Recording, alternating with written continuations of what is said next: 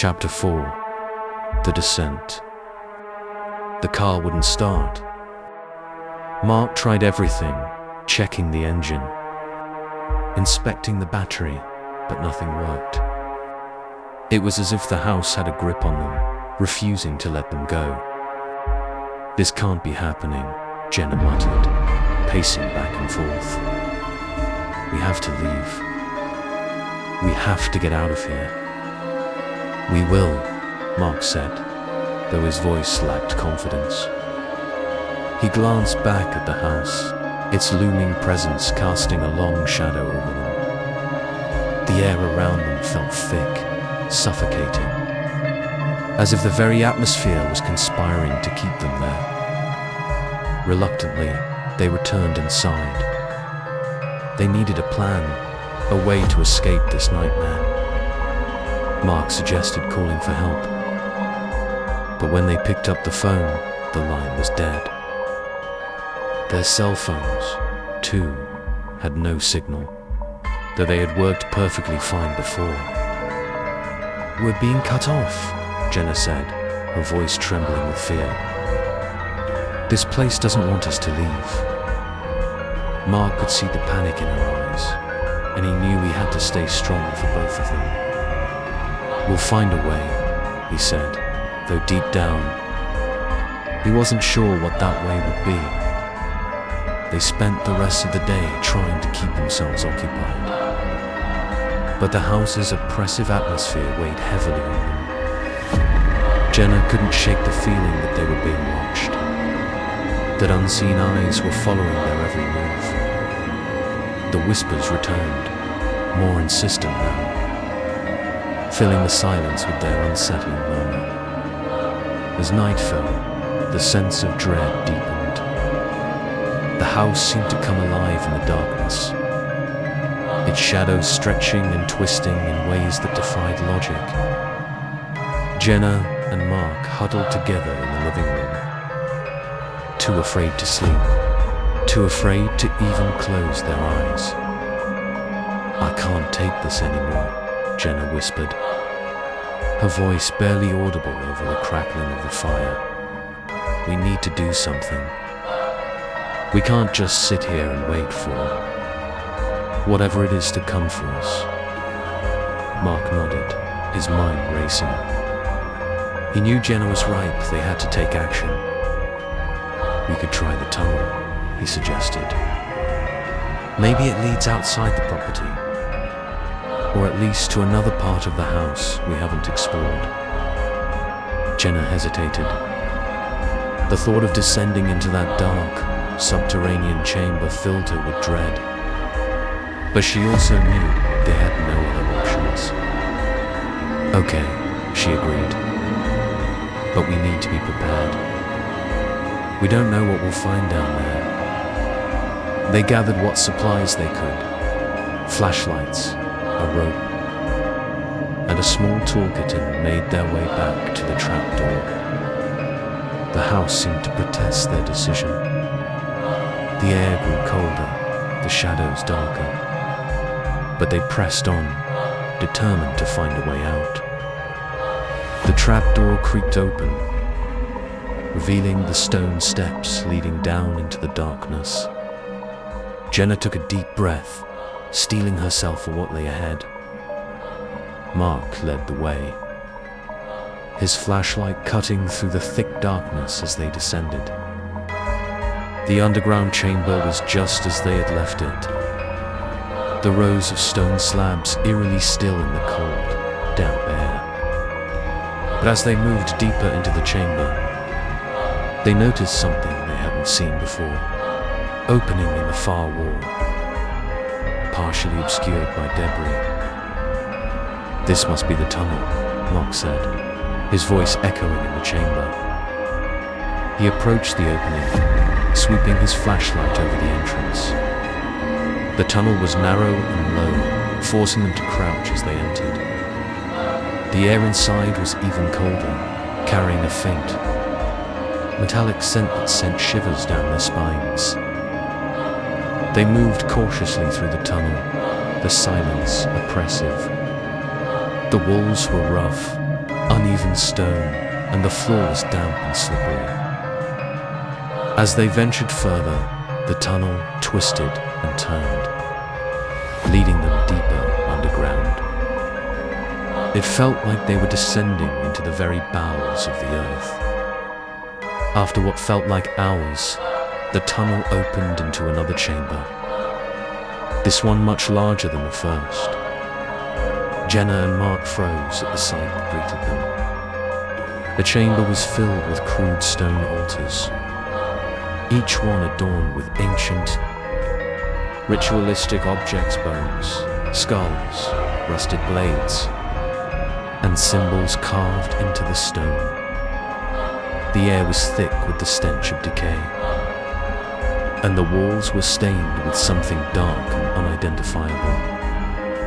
At the center of the chamber stood a massive stone slab, much larger than the others, its surface covered in dark, dried stains.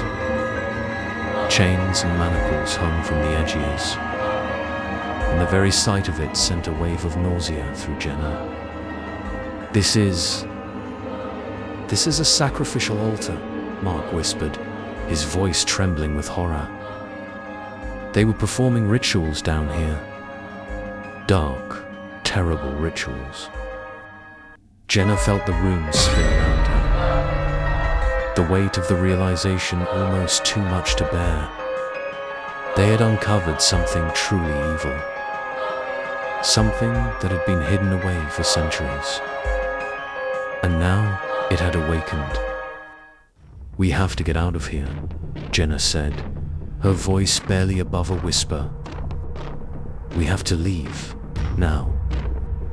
But as they turned to leave, the tunnel entrance sealed shut with a loud, echoing crash, as if an invisible force had slammed it closed.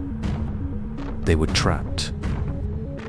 Panic surged through them as they tried to pry the entrance open, but it was no use. The stone was immovable, and the tunnel was sealed tight. "We're trapped," Jenna said, her voice trembling with fear. "We're trapped down here with whatever this is." Mark tried to keep calm, but the terror in his heart was undeniable.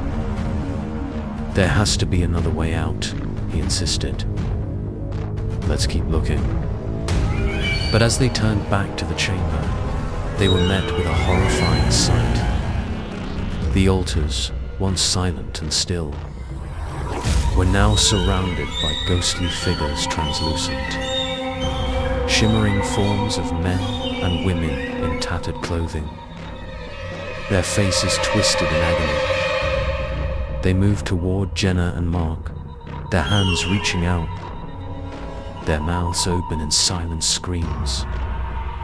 The ghosts' eyes were hollow, their expressions filled with a torment that had lingered for centuries. They were the spirits of the dead, those who had been sacrificed on these altars long ago, their souls trapped in an endless cycle of pain. "Please, let us go," Jenna whispered, tears streaming down her face. But the ghosts didn't stop. They closed in on them, their presence suffocating, their cold, dead hands brushing against their skin. Mark grabbed Jenna's hand, pulling her away from the advancing spirits. "Run!" he shouted, though there was nowhere to go. They ran to the far end of the chamber, desperate to escape the onslaught of the dead, in their frantic search for an exit. They stumbled upon a second tunnel, hidden behind a pile of stones. Without thinking, they dove into the tunnel, the ghosts' wails echoing behind them. The tunnel was even narrower than the first, forcing them to crawl on their hands and knees. As they scrambled through the darkness, the tunnel seemed to stretch on forever, winding and twisting in ways that defied logic. The air grew colder, the walls closing in around them. But they pressed on, driven by sheer terror. Finally, they emerged into another chamber. This one smaller and less ominous than the last. But as they caught their breath, they realized that they were not alone. In the center of the chamber stood a figure, shrouded in darkness. It was tall and gaunt, his features obscured by a hooded cloak. The air around it seemed to vibrate with malevolent energy. A palpable aura of evil that filled the chamber. Jenna and Mark froze, their bodies trembling with fear. The figure raised its head, revealing a face that was both ancient and inhuman. Its eyes glowing with an unnatural light. "Why have you come here?" The figure's voice was a low, guttural growl, reverberating through the chamber like the rumble of distant thunder. Jenna's heart pounded in her chest, her mind reeling. "We didn't mean to. We just wanted to leave." The figure took a step forward, its presence overwhelming. "You have awakened the darkness," it said. "You have disturbed the ancient rites. Now you must pay the price." Mark stepped in front of Jenna, trying to shield her from the figure's gaze. "Please, we didn't know. We just want to leave. Let us go." The figure's eyes burned with an eerie light, and a cold, sinister smile spread across its face. "There is no escape," it said. "You are bound to this place now, as are all who enter. The dead do not rest here, and neither shall you." Jenna felt a surge of despair wash over her. They were trapped, their fate sealed by the malevolent force that ruled this place. She clung to Mark, her mind racing for a way out, but there was none.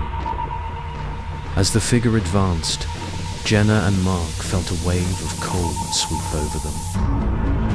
An icy chill that seemed to freeze their very souls. The chamber darkened, the walls closing in around them. And the figure's laughter echoed in their ears. The sound of pure, unadulterated evil. They were lost, consumed by the darkness that had claimed so many before them. And as the chamber sealed itself shut, the only sound that remained was the faint, distant echo of their screams, fading into the void.